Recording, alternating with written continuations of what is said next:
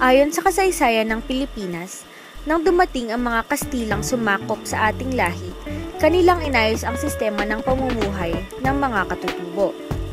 Nais nilang ibahagi ang kanilang pananampalatayang Katolisismo, kung kaya naman inayos rin ito ang mga tirahan ng mga katutubo, na kung tawagin nila ay ang gridiron pattern.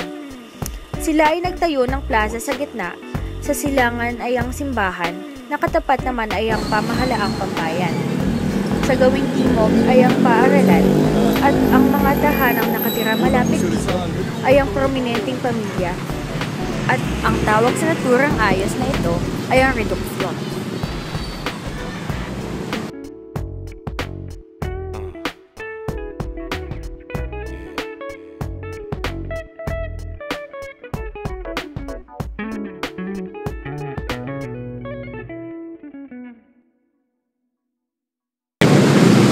Ako ay narito ngayon sa Plaza ng Pasig, kung saan matatagpuan ang iba't ibang klase ng tao, mula bata hanggang matanda, na nagpapalabas ng oras. Ay mula sa pagsisimba sa Katedral ng Pasig, ang Immaculate Conception, o kaya naman ay mula sa paaralan, Colegio del Buen Consejo, at ang Pasig Catholic. Ang Immaculate Conception ay ang pinakamatandang estruktura sa Pasig, na marahil ay itinayo noong taong 1722 hanggang 1760. Ito ay itinaguri ang katedral noong Oktubre ng taong 2003. Ito rin ay mayroong museo sa loob na naglalaman ng mga dating damit na Immaculada Concepcion, mga labi ng dating kampana, mga kandelabra at iba pa. Ayon sa matatanda, ito ay nag-iisang simbahan sa Rizal, kung kaya naman nagkaroon ng mga bisita para sa mga taong hindi madalas makarating sa simbahan. At dahil rin sa kakontian ng mga kabahayan, ang tunog ng kampana nito ay abot hanggang Los Baños, kung kaya naman ang naturang katedral ay tunay na kilala. Sa bandang timog naman, matatagpuan ang Colegio del Buen Consejo, ang paaralang eksklusibo sa mga babae. Nakahilera naman ang Pasig Catholic College na eksklusibo naman para sa mga lalaki. Ito ang mga pinakamatatandang paaralan sa lungsod.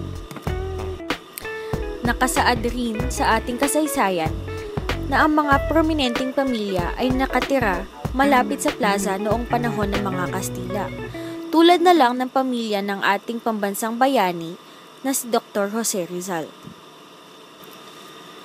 Dito naman sa Pasig, ang bahay na malapit sa plaza ay ang bahay ng mga tek o ang tinaguriang bahay na bato, kung saan nagaganap noong araw ang mga tagpuan laban sa batas militar.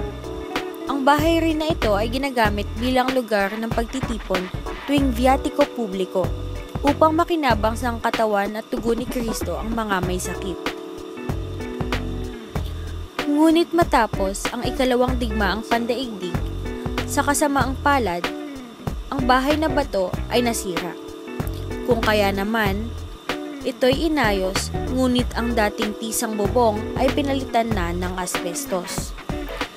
Sa bandang hilaga naman, makikita ang Museo ng Pasig, kung saan dating nakatira rito si Don Fortunato Concepcion, isang matagumpay na negosyante.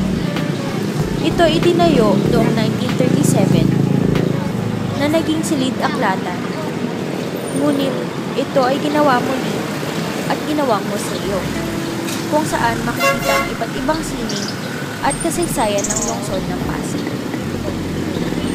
Ngunit ano nga ba ang may pagmamalaki sa lungsod ng Pasig?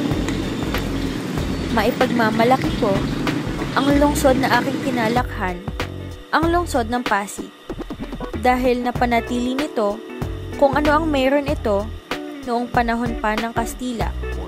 Tunay na hindi malilimutan ang kasaysayan ng lugar, lalo na kapag ikay narito sa plaza, ang gitna ng lugar ng aking kinalakhan.